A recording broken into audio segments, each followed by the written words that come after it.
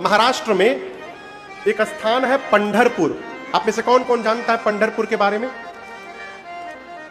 कोई नहीं जानता? अच्छा, 10-12 लोग जानते हैं।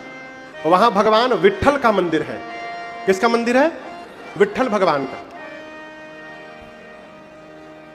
उनका नाम विट्ठल नहीं है, अभ्रंश होकर विट्ठल बन गया है। उनका नाम था इट्टल। क्या नाम था?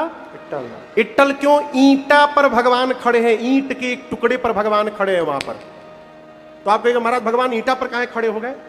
तो वहां पर एक भगवान के पंडर में एक भगवान के भक्त रहते थे जिनका नाम था पुंडरीक।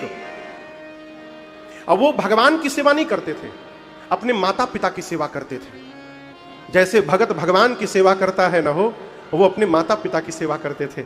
और मातृ पितृ भक्ति देख करके एक दिन भगवान अपने आप उनको दर्शन देने उनके घर आ गए।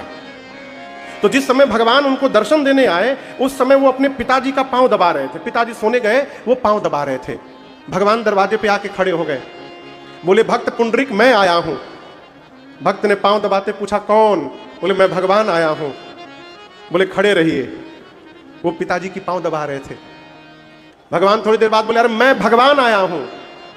पुंडरीक ने कहा खड़े रहिए, मैं अपने भगवान की सेवा में लगा हूं, यहां से निवृत्त होऊंगा फिर आऊंगा मैं। भगवान खड़े रहे। थोड़ी देर बाद भगवान फिर बोले पांव जल रहा है मेरा धूप में। तो जिस ईंटे के टुकड़े पर पुंडरीक बैठे थे, वही ईंटा निकाल करके दरवाजे पर फेंक दिए। बोले इस पर खड़े हो जाओ।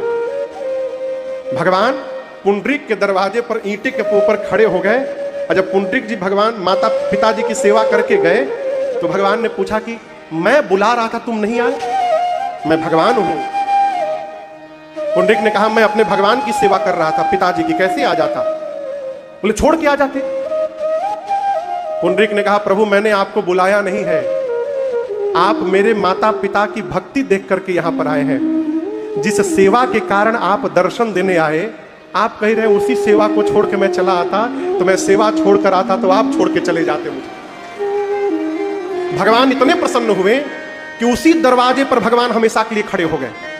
और आज भी भगवान पंढरीनाथ विट्ठल भगवान उसी ईंट पर खड़े हैं। और वो जहां खड़े हैं वो पुंडरीक भक्त का घर का दरवाजा है, आज भी वहां भगवान खड़े हैं।